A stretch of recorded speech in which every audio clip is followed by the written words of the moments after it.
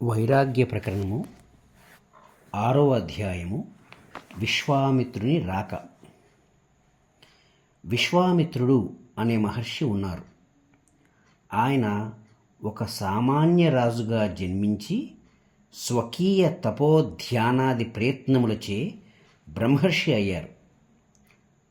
ఒకప్పుడు శిష్యవాత్సల్యంతో ఇంద్రుని కూడా ఎదురించి త్రిశంకుడు అను శిష్యుని కొరకు 2వ స్వర్గం సృష్టించినట్టి మహామేధావి, అద్వితీయ ప్రతిభాశాలి, లోక కళ్యాణమే కార్యక్రమముగా కలిగి ఉండి సార్థక నామధేయుడైనారు. ఒకరోజు విశ్వామిత్రుడు అకస్మాత్తుగా అయోధ్యానగరం వచ్చారు.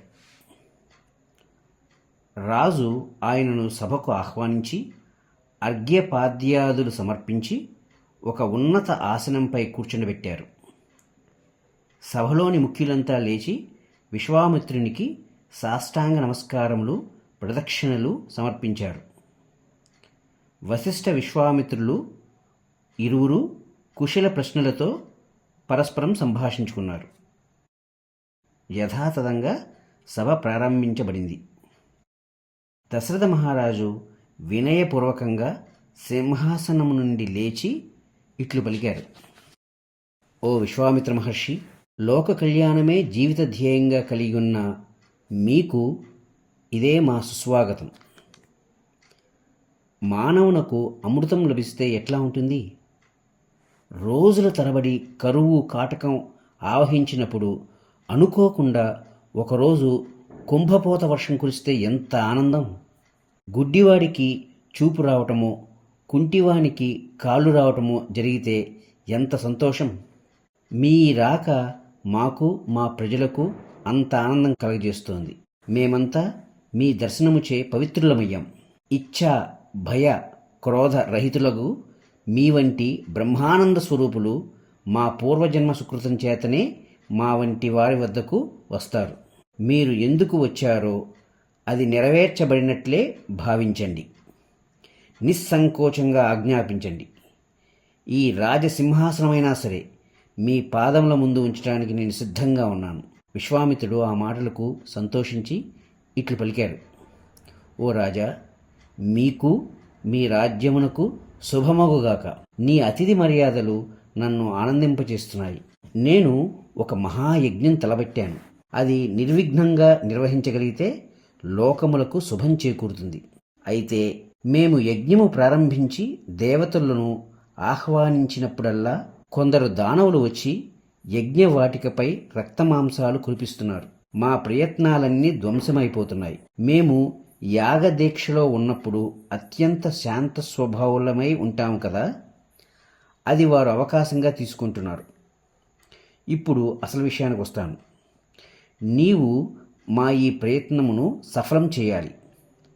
నీ కుమారుడు రాముడు ఇంద్రుని మించిన పరాక్రమం కలవాడు. ఈ పూజనీయుడగు వశిష్ఠ మహర్షి వద్ద సర్వశస్త్రాస్త్ర విద్యలు నేర్చుకుని మహావీరుడై ఉన్నాడు.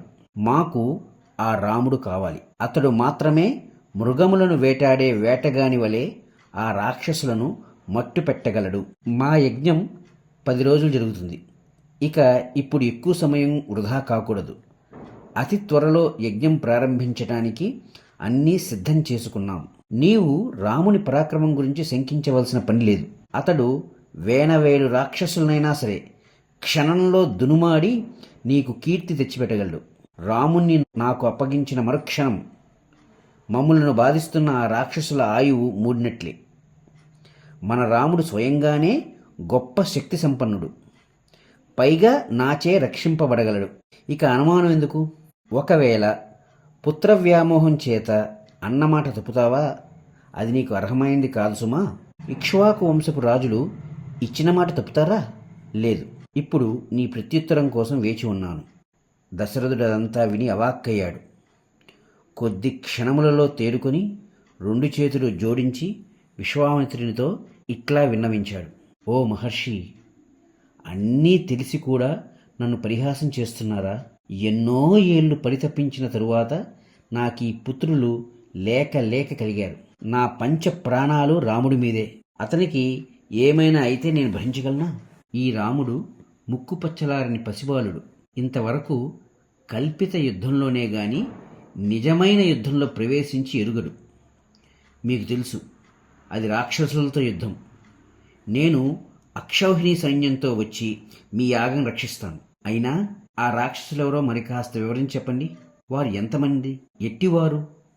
వారు మాయావిద్ధ విశారదులు కాదు కదా? ఒకవేళ మీకు ప్రతిబంధకం కలిగించేది లవణాసురుడో సుందోపసుందులో కాదు కదా? ఈ కాలంలో రావణుని గురించి వింటున్నాం. అతడు కుబేరుని తమ్ముడు, విశ్రవసుని కుమారుడు. వాళ్ళ ముందైతే మేమే నిలువలేం.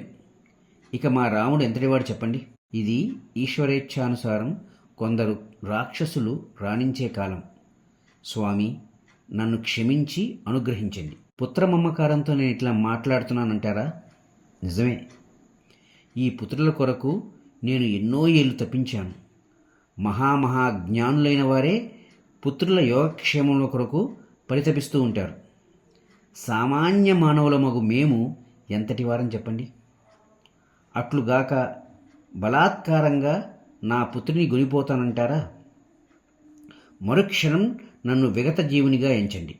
స్వామి, మీ సేవ చేయటానికి అక్షౌహిణి సైన్యంతో నేను సిద్ధంగా ఉన్నాను అని దశరథుడు అన్న వెంటనే విశ్వామిత్రుడు ఒక నిశ్వాస విడిచాడు. తటాలను లేచి నిలబడ్డాడు. దశరథ, నా కార్యము నెరవేరుస్తానని మాట ఇచ్చి ఇప్పుడు అన్న మాట వెనకకు తీసుకుంటావా? రఘువంశంలో పుట్టిన నీకు ఇది తగ్గుతుందా? సింహం లేడి కావటమా? పూర్ణ చంద్రుని నుండి ఉష్ణకిరణాలు బయలువెడటమా? సరే, మంచిది. నీవు నా కోరిక తీర్చకుంటే నేను వెళ్ళి వస్తాను. ప్రతిజ్ఞాభంగం చేసిన వాడవై నీ బంధువులతో నువ్వు సుఖంగా ఉండు అని నిట్టూర్పు విడిచాడు. ఇంతలో వశిష్ఠుడు విశ్వామిత్రుని సమీపించి అనునయ వాక్యాలతో ఆయనను శాంతపరిచాడు. వశిష్ఠ మహర్షి దశరథుని పక్కకు పిలిచి, ఓ మహారాజా, నీవే ధర్మం తప్పితే ఎట్లాగయ్యా? పైగా రాముని పరాక్రమం సంగతి నాకు తెలుసు. అతడు విశ్వామిత్రుని రక్షణలో ఉండగా తేరిపారా చూచేవారు ఈ 3 లోకములలో ఎవరైనా ఉన్నారా? అందుచేత రాముని తప్పకుండా పంపు, నీకు శుభమే కలుగుతుంది అని సముదాయించాడు. అప్పుడు దశరథుడు పుత్రమమకారం కొంత ప్రక్కకు పెట్టి వివేచనా దృష్టితో విషయమంతా పరిశీలించాడు. రాముణ్ణి పంపటానికే నిశ్చయించుకున్నాడు.